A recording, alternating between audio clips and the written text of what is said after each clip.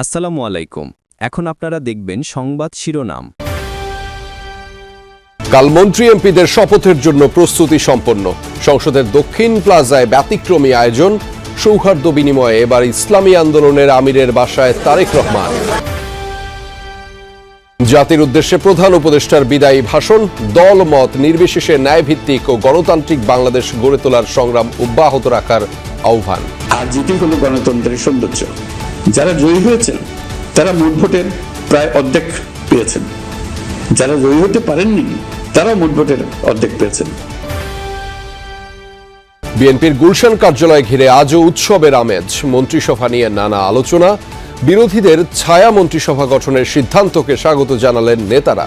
নির্বাচিত সদস্যদের শপথ গ্রহণ অনুষ্ঠিত হবে, এইটা প্রধান নির্বাচন কমিশনের সাংবিধানিক এখতিয়ার আছে।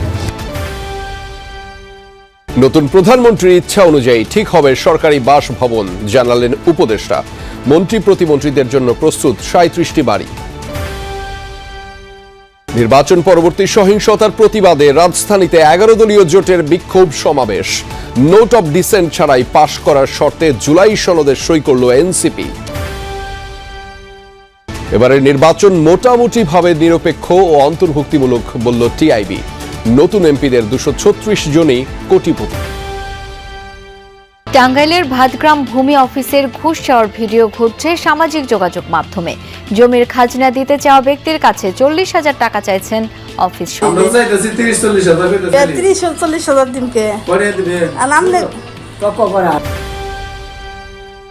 আসসালামু আলাইকুম। এখন দেখবেন সংবাদ বিস্তারিত। সৌদি আরবে উমরা শেষে ফেরার পথে জেদ্দায় সড়ক দুর্ঘটনায় একই পরিবারে 4 জন সহ 5 বাংলাদেশি নিহত হয়েছেন। নিহতদের সবার বাড়ি লক্ষ্মীপুরে। মর্মান্তিক এই সড়ক দুর্ঘটনার খবর পাওয়ার পর থেকেই গ্রামের বাড়িতে শোকের মাতম। এলাকা জুড়েই শোকের ছায়া। মরদেহ দেশে ফিরে আনতে সরকারের সহযোগিতার দিকে তাকিয়ে স্বজনরা। ফেরার দেশে পরিবারের 4 সদস্য। স্বজনদের কান্নায় ভারী হয়ে উঠেছে চারপাশ। স্বজনরা জানায় গত 3 ফেব্রুয়ারি 3 মেয়ে ও স্ত্রীকে নিয়ে ওমরা করতে সৌদি আরবে যান লক্ষ্মীপুরের রামগঞ্জ উপজেলার নলচড়া গ্রামের মিজানুর রহমান। তিনি সৌদি আরবে ব্যবসা করতেন। ওমরা হজ শেষে বাসায় ফেরার পথে বাংলাদেশ সময় গতরাত 3টার দিকে জেদ্দায় সড়ক দুর্ঘটনায় মারা যান মিজান, তার স্ত্রী ফারজানা আক্তার, স্কুল পড়ুয়া মেয়ে মেহরা আফরোজ ও 1.5 বছর বয়সী সন্তান সুভা আক্তার। গুরুতর আহত আরেক মেয়ে ফাইজা আক্তার হাসপাতালে ভর্তি। দুর্ঘটনায় প্রাণ হারান গাড়ি চালক জিলানি বাবরও। তারও বাড়ি লক্ষ্মীপুরের রামগঞ্জে। কালকে রাত্রে রেস্টুরেন্টে খাইছে, খাওয়া দাওয়া করে এরা রওনা হয়ে মাঝপথে আসিয়ে গাড়ি অ্যাক্সিডেন্ট করছে আর কি, রাত্রে 3টার দিকে। সবাই মারা গেছে। আমরা প্রথমে খবর পাইছি, এখন আমরা খবর পাইছি মিজান ভাইয়ের 3 মেয়ের মধ্যে মেজো মেয়েটা জীবিত আছে। মরদেহ দ্রুত দেশে ফিরিয়ে আনতে সরকারের সহযোগিতা চান পরিবারের সদস্যরা। কর্তৃপক্ষের কাছে সবিনয় অনুরোধ করিতেছি, আমাদের লাশটা যেন আমাদের মাঝে অতি দ্রুত একটু পৌঁছিয়ে দেয়। নতুন সরকারের শপথ অনুষ্ঠান ঘিরে সংসদ ভবনে চলছে শেষ মুহূর্তের প্রস্তুতি। আগামীকাল 2 ভাগে হবে শপথ অনুষ্ঠান। সকালে সংসদের ভেতরে শপথ কক্ষে নতুন এমপি এবং সংবিধান সংস্কার পরিষদের সদস্যরা শপথ নেবেন, আর বিকেলে দক্ষিণ প্লাজায় শপথ নেবেন মন্ত্রিসভার সদস্যরা। প্রাণ ফিরছে সংসদ ভবন এলাকায়, চলছে শপথ অনুষ্ঠানের মহড়া। সোমবার সকাল থেকে নানা কর্মযজ্ঞ সেখানে। সংসদের ভেতরে সকাল 10টায় অনুষ্ঠিত হবে নতুন এমপিদের শপথ অনুষ্ঠান। চলবে কয়েকটি ধাপে। বিভিন্ন দল ও স্বতন্ত্র এমপিদের শপথ আলাদাভাবে। এরপর শপথ বইয়ে স্বাক্ষর করবেন তারা। সেখানে থাকবে না কোনো দক্ষিণ প্লাজায় উন্মুক্ত স্থানে বানানো হচ্ছে শপথ অনুষ্ঠানের প্যান্ডেল। বসবেন 3,500 অতিথি। বিকেলে মন্ত্রিসভার শপথ অনুষ্ঠান এখানে। নতুন সরকারের মন্ত্রিসভার শপথ সাধারণত বঙ্গভবনে হলেও এবার তা হচ্ছে সংসদে।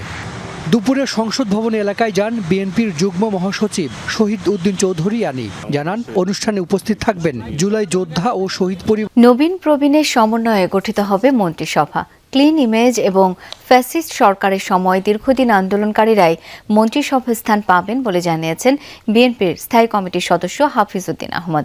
দুপুরে রাওয়া ক্লাবে মুক্তিযুদ্ধের সর্বাধিনায়ক আতাউল গনি ওসমানীর 42তম মৃত্যুবার্ষিকী উপলক্ষে আয়োজিত আলোচনা সভায় সাংবাদিকদের প্রশ্নের জবাবে একথা বলেন তিনি। বলেন, 12ই ফেব্রুয়ারি দেশের ইতিহাসে সবচেয়ে সুষ্ঠু নির্বাচন উপহার দিয়েছে এদেশের জনগণ। দেশকে বিপথে নেয়ার চেষ্টা করলে ঐক্যবদ্ধভাবে তা প্রতিহত করার ঘোষণা দেন অবসরপ্রাপ্ত মেজর হাফিজ। সুষ্ঠুভাবে নির্বাচন শেষ করতে সহায়তা করায় তিনি সামরিক বাহিনীর প্রতি কৃতজ্ঞতাও জানান। বলেন, ডাক্তার শফিকুর রহমান ও নাহিদ ইসলামের বাসায় গিয়ে তারেক রহমানের সাক্ষাৎ রাজনৈতিক অঙ্গনে সুবাতাস নিয়ে এসেছে। বিরোধী দল হিসেবে তারা শক্ত ভূমিকা পালন করবে প্রত্যাশা অবসরপ্রাপ্ত মেজর হাফিজের। যারা দীর্ঘদিন এই ফ্যাসিস্ট সরকারের বিরুদ্ধে আন্দোলন সংগ্রাম করেছে, অবদান রেখেছে, তারা নিশ্চয়ই এই মন্ত্রিসভায় স্থান পাবেন এবং মন্ত্রিসভায় আমরা আশা করি যে দুর্নীতি নিয়ে যাদের কোনো বদনাম নাই এ ধরনের ব্যক্তিরা মন্ত্রিসভায় স্থান পাবেন, যাদের দক্ষতা আছে, জনগণের মধ্যে জনপ্রিয়তা আছে এবং স্বাধীনতা সার্বভৌমত্ব অক্ষুণ্ণ রাখার ক্ষেত্রে যারা কখনোই কোনো আপোষ করে না, এই ধরনের ব্যক্তিরা মন্ত্রিসভায় থাকবেন বলে আমি আশা করছি। বরিশাল বিভাগের 21 আসনের 18টি পেয়েছে বিএনপি জোট। নির্বাচনের আগে নানা জল্পনা কল্পনা থাকলেও নির্বাচন শেষে জামায়াতে ইসলামের প্রাপ্তি মাত্র 2টি আসন, আর ইসলামী আন্দোলন একমাত্র আসনটি পেয়েছে দক্ষিণাঞ্চল থেকে। বিএনপি মনে করে নির্বাচনের আগে দলের চেয়ারম্যানের বরিশাল সফর ভোটারদের মাঝে ইতিবাচক প্রচিত বরিশাল 1978-এ বিএনপি প্রতিষ্ঠার পরের বছর 79 নির্বাচনে দক্ষিণাঞ্চল থেকে 11টি আসন পায় দলটি। 2001 সালে বেড়ে দাঁড়ায় 17তে। 2008 সালে আওয়ামী লীগের কাছে পরাজয়ের পর এবারের নির্বাচনে আসনগুলো পুনরুদ্ধার করে বিএনপি। দক্ষিণাঞ্চলের 21 আসনের মধ্যে 16টি পেয়েছে এককভাবে। জোটবদ্ধভাবে প্রাপ্ত আসন সংখ্যা 18। সাতক্ষীরার 4টি আসনে জয় পেয়েছে জামায়াত প্রার্থীরা। 1.5 লাখ ভোটের ব্যবধানে সাতক্ষীরা 2 আসনে জয়ী মুহাদ্দিস আব্দুল খালেক। আওয়ামী লীগ সরকারের জুলুম, নির্যাতন ধৈর্যের সাথে মোকাবেলা এবং 5 আগস্টের পর প্রতিহিংসার রাজনীতি না করাই এই জয়ের অন্যতম কারণ বলে মনে করেন তিনি।